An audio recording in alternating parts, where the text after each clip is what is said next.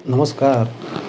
मानवी जीवन ईश्वरमय व्हावे या आजच्या भागामध्ये आपल्या सगळ्यांचं स्वागत आहे. आपण एक नवीन विषय घेतलेला आहे, परमानंद प्राप्ती. आता परमानंद प्राप्ती म्हणजे आपण कालच्या भागात समजून घेतलं की जो परमानंद म्हणून जो आहे तो आपल्याच ठिकाणी, आपलं जे काही मूळ चैतन्य आहे त्याच्या ठिकाणी आहे, कायमस्वरूपी, भरपूर, वैश्विक. मग ते आपल्याला मिळवायचं आहे किंवा त्याच्याशी आपल्याला एकरूप व्हायचं आहे, किंबहुना ते म्हणजेच आपण आहोत. आता सगळ्यात महत्त्वाचा प्रश्न इथं असा येतो की ते वैश्विक चैतन्य आपणच आहोत, आपलं खरं अस्तित्व आत्मा आहे, हे ऐकलं हो पुष्कळ वेळा. परंतु ते अनुभवायचं कसं? अनुभवण्याकरता साधन काय आहे? तर आता आपण काल समजून घेतलं की अनुभवण्याकरताचं साधनामधलं सगळ्यात महत्त्वाचं साधन हे आपली साधना असते, आपलं नामस्मरण असतं, की जेणेकरून ते अनुभवण्याकरता स्वच्छता करावी लागते. नको असलेले विषय बाजूला काढण्याकरता ते काढल्याखेरीज आंतरिक अवस्थेतलं जे मूळ तत्त्व आहे ते समजणार नाही, त्याचा अनुभव घेता येणार नाही.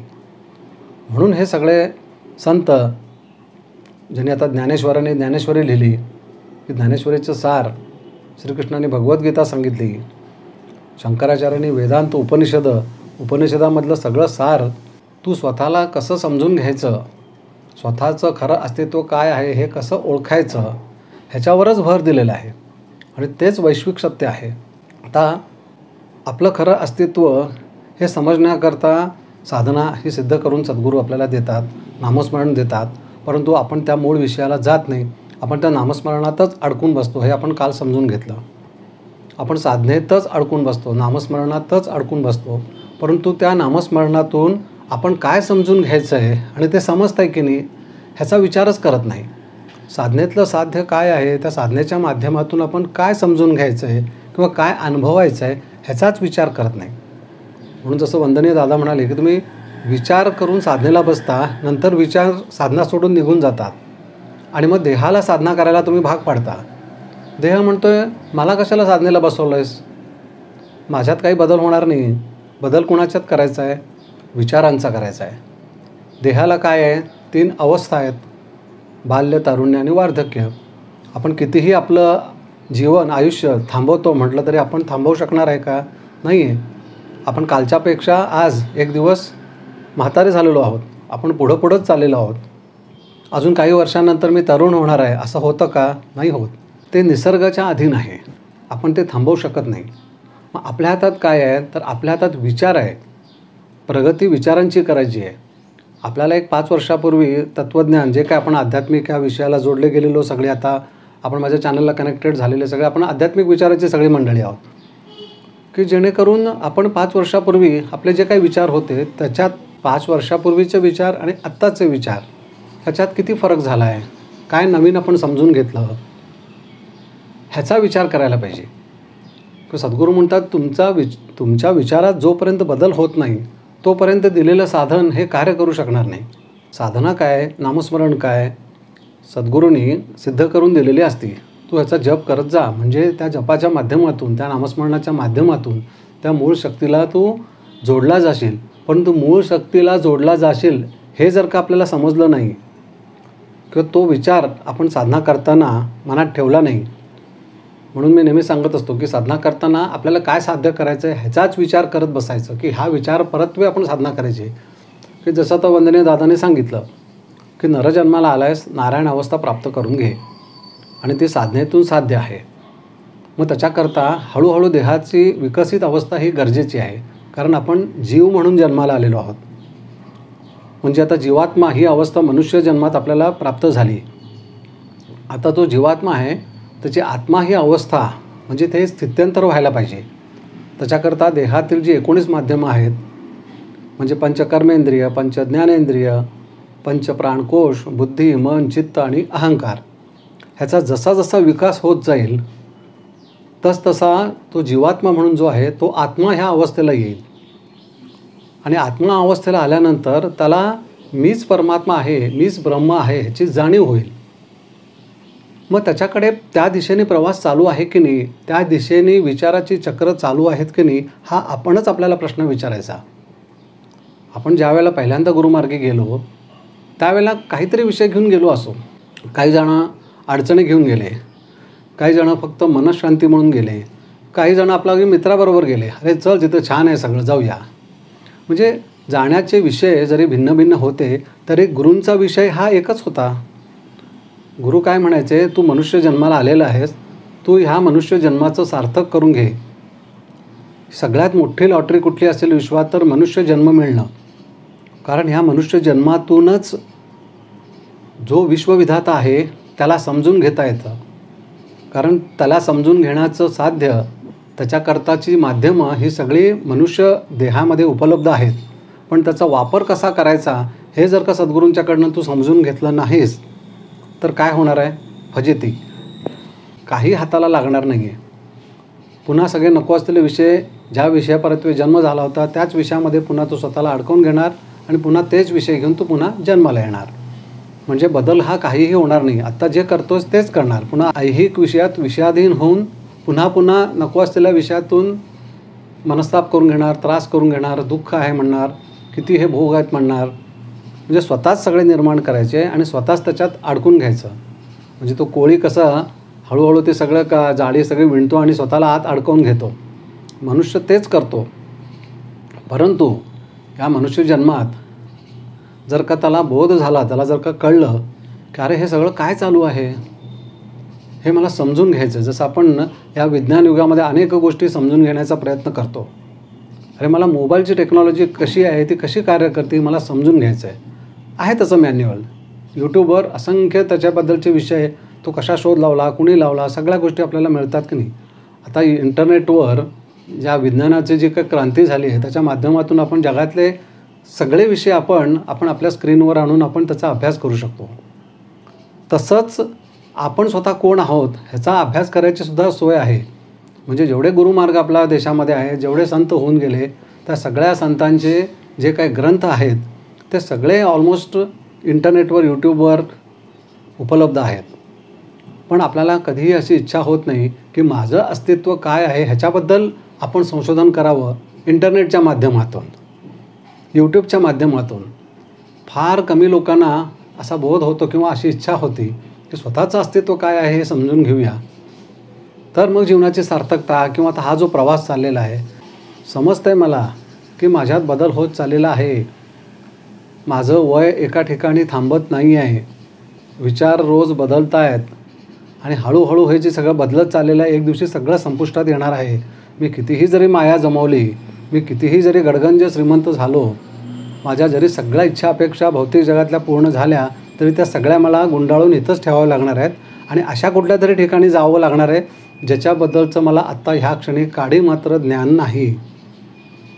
मग असं जीवन म्हणजे आपल्यालाच विचार करण्यासारखी गोष्ट आहे की नाही. शांतपणे आपण असं विचार करून बघितलं की 100 कोटी रुपये आपल्या नावाने कुणीतरी दिले करून, त्याचं करणार काय. तर मन काय नाही, मला हे पाहिजे, ते पाहिजे, ते पाहिजे, ते पाहिजे करेल आणि असंख्य गोष्टी आपण घेऊ, मोठाच्या मोठा बंगला बांधू, काय हवं नको ते सगळं मिळू. पण आपलं जीवन थांबणार आहे का? आपल्याला काय 1000 वर्ष जे आयुष्य मिळणार आहे का? नाही.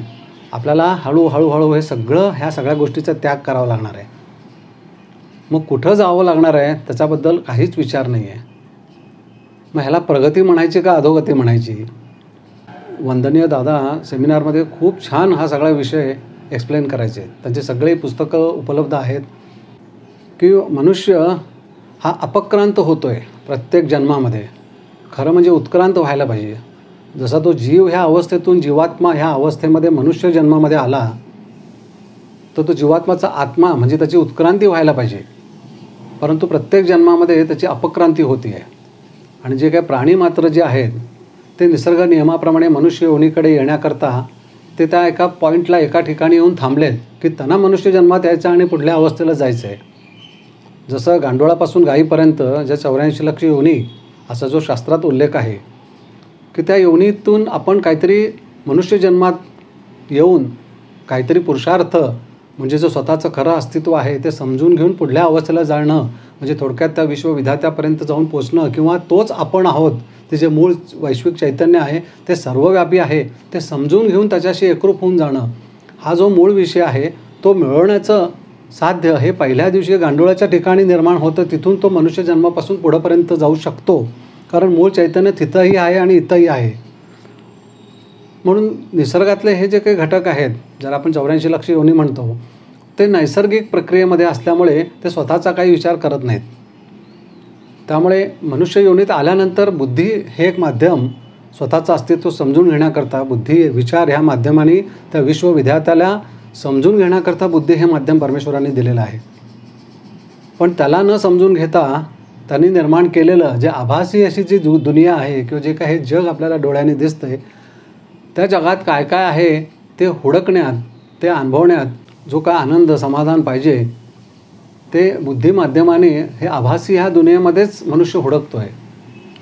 परंतु स्वतःचं अस्तित्व कशा स्वरूपात आहे आणि त्याला हुडकायचं असेल तर आपल्याला काय करायला पाहिजे ह्याच्याबद्दल विचारचक्रच फिरत नाहीत. मनुष्य योनीत आल्यानंतर मनुष्य योनीमध्ये आपण काय साध्य करू शकतो? सारं हे विश्व जे परमेश्वराने निर्माण केलं आहे ते विश्व पाहू शकतो, ते अनुभवू शकतो आणि त्याच्या निर्मात्याला समजून घेऊ शकतो, त्यालाही अनुभवू शकतो. परंतु आपण त्या परमेश्वराने निर्माण केलेल्या जगाचा अनुभव घेतो आणि त्याच्यात आणि आपल्या बुद्धिमाध्यमाने नवे नवे शोध लावतो आणि त्या शोधात त्याच्या विषयात अडकवून घेतो स्वतःला. परंतु तो जो मूळ विश्वविधाता आहे, ज्याच्यामुळे आपल्याला अस्तित्व आहे, पण तो कर्ता कोण आहे ह्याच्याबद्दल आपण कधीही विचार करत नाही. आणि ज्या वेळेला आपण विचार करू लागतो त्यावेळेला नक्की तो अनुभवता येतो किंवा आपण त्याच्यापर्यंत पोचतो. हे सत्य आहे. म्हणजे जसं आता मी नेहमी म्हणतो की जसं एखादी वस्तू आपण घेतली विकत की त्याच्याबरोबर मॅन्युअल येतं. मॅन्युअल म्हणजे काय? ती वस्तू कशी वापरायची ह्याच्याबद्दलचं एक पुस्तक असतं. जसं आपण एक नवीन रेफ्रिजरेटर आणला, नवीन टेलिव्हिजन आणला, वॉशिंग मशीन आणलं की त्या वॉशिंग मशीनबरोबर ते वापरायचं कसं ह्याच्याबद्दलचं एक पुस्तक देतात कंपनीवाले. कारण आपल्याला एकदम काहीतरी सुरू करायला गेलो आणि काहीतरी बिघाड होऊ नये म्हणून ते हाऊ टू यूज इट म्हणून त्याची युजर मॅन्युअल म्हणून येतं. तसं मनुष्य जन्माला आल्यानंतर मनुष्याने जीवनात साध्य काय करायचं आणि इथं काय समजून घ्यायचं आणि कुठं जायचं, म्हणजे जन्ममृत्यू म्हणजे काय, जीवन म्हणजे काय आणि जे जग भासतंय म्हणजे काय, हे समजून घेण्यासाठी मॅन्युअल काहीतरी असेल की नाही. युजर मॅन्युअल की माहितीपत्रक, ते माहितीपत्रक म्हणजेच भगवद्गीता आहे, म्हणजेच अद्वैत वेदांत उपनिषद आहेत, ज्ञानेश्वरी आहे, की जेणेकरून मनुष्य जन्माला आल्यानंतर हे बघ बाबा की हे सगळं ह्याचं पुस्तक आहे, तू कसं जगायचं, काय काय इथं साध्य करायचं. तू जन्माला आल्यास एवढं कळतं आहे, परंतु जीवनात साध्य काय करायचं हे पुस्तक वाचून म्हणजे हे मॅन्युअल वाचून तू ज्ञान करून घे.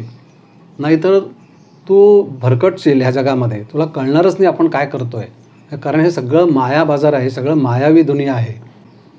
एखादी वस्तू बनवल्यानंतर ती वस्तू कशी वापरायची ह्याचं मॅन्युअल त्या वस्तूबरोबरच मिळतं. तसं जन्माला आल्यानंतर जीवन कसं जगायचं ह्याचं मॅन्युअल म्हणूनच हे सगळे ग्रंथ आहेत. ते जर का आपण हातात धरून ते कायम वाचत वाचत प्रत्येक क्षणोक्षणी जीवनामध्ये, म्हणजे आता काय करू, आता अशी आपण एक कल्पना करूया की जीवनामध्ये एक भयानक घटना घडली आणि भयंकर आपण अस्वस्थ झालो. आता काय करायचं कळत नाही आहे. आपण वस्तू विकत घेतल्यानंतर समजा एकदम ते वस्तू आपण थोडक्यात, आता आपण मगाशी वॉशिंग मशीनचं उदाहरण घेतलं होतं, तर वॉशिंग मशीन एकदम स्ट्रक झालं, काहीतरी टी टी टी टी त्याच्यात बझर वाजायला लागला. काय करायचं? आपण काय करतो, लगेच मॅन्युअल काढून बघतो. त्या मॅन्युअलमध्ये असं जर का बझर वाजला तर काय करायचं, त्याच्यात दिलं असतं. मग ही कुठली 2 बटणं आहेत ती दाबा, की त्याच्यात काहीतरी प्रोग्रामिंग असतं, ते थोडंसं काहीतरी त्याच्यात नंबर बदलायचे, हे काहीतरी आपल्याला त्याच्यात दिलं असतं. आजकाल इलेक्ट्रॉनिक डिव्हाइस असतात, आपण मोबाईल वापरतो आणि मग ते ठीक होतं ना. तसं जीवनात एखादं नको असलेलं एखादा असा प्रसंग घडला की भयानक अस्वस्थता निर्माण झाली, आता काय करावं सुचत नाही आहे. त्यावेळेला मॅन्युअल काढून बघतो का आपण, म्हणजे आपल्या जीवनाचं आपल्या सद्गुरूंनी दिलेलं वेदांत आहे, उपनिषद आहे, भगवद्गीता आहे, त्याचं पान काढून वाचून बघतो का आपण? आपल्यालाच प्रश्न हा विचारायचा. का नाही त्यावेळेला ह्या गोष्टीची आठवण आहेत की अरे आता मी भयंकर अस्वस्थ झालो आहे. आता सद्गुरू जर का असतील देहस्वरूपात तर आपण सद्गुरूंच्याकडे जाऊन की बाबा असं होतं आहे आपण विचारू शकतो. किंबहुना त्यावेळेला जाऊन विचारायची सुद्धा बुद्धी होत नाही, आपण आपलीच काहीतरी तक्रार सांगत बसतो. परंतु सद्गुरूंच्या चरित्रामध्ये असा काही प्रसंग आला तर आपण खंबीरपणे कसं उभं राहायचं, आपण कशाला महत्त्व द्यायचं आणि कशाला नाही, हे सद्गुरूंनी व्यवस्थित सांगितलेलं असतं. परंतु आपण आपल्याकडून ते दुर्लक्षित केलं गेल्यामुळे आपण प्रसंग आल्यानंतर एकदम हताश होतो. कारण आपण आपलं खरं अस्तित्व काय आहे हे समजून घेतलेलं नसतं. जर का आपलं खरं अस्तित्व वैश्विक चैतन्य आहे हे जर का आपल्याला कळालं आणि ते कायमस्वरूपी सच्चिदानंद अशा अवस्थेमध्ये आहे हे जर का कळालं, तर हे देह माध्यम आणि हे जग हे सगळं काय आहे, नश्वर आहे. ह्याच्यातून काहीही साध्य होणार नाही आहे. काही कारण परत्वे ह्या देहाची निर्मिती झालेली आहे. एखादं कर्म असं काहीतरी शिल्लक राहिलेलं आहे, असा काहीतरी ऋणानुबंध शिल्लक राहिलेला आहे, त्या परत्वे हा देह मिळालेला आहे. तो ऋणानुबंध संपला, ते कर्म संपलं की देह हा विसर्जित होणारच आहे. मी विसर्जित होणार आहे का? नाही. कारण मी अनचेंजिंग विटनेस कॉन्शियसनेस आहे. म्हणजे मी स्वतः वैश्विक शक्ती, जे कधी जन्मालाही येत नाही, कधी जीवन जगणं हा कन्सेप्टही नाही आहे त्याच्यामध्ये, आणि मृत्यू तरी नाहीच आहे. म्हणजे फक्त साक्षी भाव असलेलं वैश्विक चैतन्य हा मी आहे हे जर का आपल्याला कळालं, तर देह काय येणार आहे आणि जाणार आहे. जीवनात असंख्य गोष्टी घडणार आहेत. त्याच्याशी मी किती अटॅच व्हायचं हे आपण ठरवू शकतो. किंबहुना आपण कशाचीच अटॅच्ड नाही आहोत हेही कळतं. मग अटॅच नाही म्हटल्यानंतर डिटॅच व्हायचा प्रश्न नाही आणि दुःखाचा प्रश्न नाही. आपण सगळ्याला अटॅचमेंट करून घेतो स्वतःची. त्यामुळे भयंकर दुःखी झालं. एखादा व्यक्ती आपल्यापासून दुरावला गेला, एखादा विषय माझ्या मनात होता, एखादी इच्छा होती ती पूर्ण झाली नाही की मी लगेच दुखावला जातो. माझा इगो आहे, ह्या सगळ्या गोष्टी आपण नको असलेल्या निर्माण करतो आणि त्या दूर गेला तर मला चालणार नाही, मला भयंकर दुःख होणार, मला भयंकर यातना होतात. ह्या सगळ्या कुणाच्या आहेत? वैश्विक चैतन्याच्या आहेत का? बिलकुल नाही. म्हणजे थोडक्यात त्या आपल्या नाही आहेत. वैश्विक चैतन्य हे कशातच गुंतत नाही. जसं सूर्याचा प्रकाश हा इथं पृथ्वीवर पडतो, तिथल्या कुठल्या विषयात तो गुंतत नाही किंवा त्याच्यावर प्रभाव होत नाही. तर शेणावर पडलाय म्हणून त्या सूर्यावर त्याचा डाग नाही पडत, किंवा गुलाबाच्या फुलावर पडलाय लाल म्हणून ते का लाल होत नाही, पिवळा आहे म्हणून पिवळं होत नाही. उजेड देणं एवढंच काम आहे. तसं वैश्विक चैतन्य हे विश्व सांभाळणं म्हटल्यापेक्षा विश्वाचं अस्तित्व त्या वैश्विक चैतन्यामुळेच आहे. परंतु त्या विश्वातल्या कुठल्याच घटकाशी, कुठल्याच विचाराशी, कुठल्याच मानवाशी, कुठल्याच जीवाशी ते डायरेक्टली कनेक्टेड नाही आहे. आणि ते वैश्विक चैतन्य म्हणजेच आपण आहोत. एवढा जरी आपल्याला बोध झाला किंवा हे आपण समजून घेऊन त्याचं चिंतन म्हणून जर का आपण कायमस्वरूपी करत राहिलो, तर हळूहळू आपण नकळतपणे आपल्या मूळ अवस्थेशी एकरूप होऊ लागतो. धन्यवाद.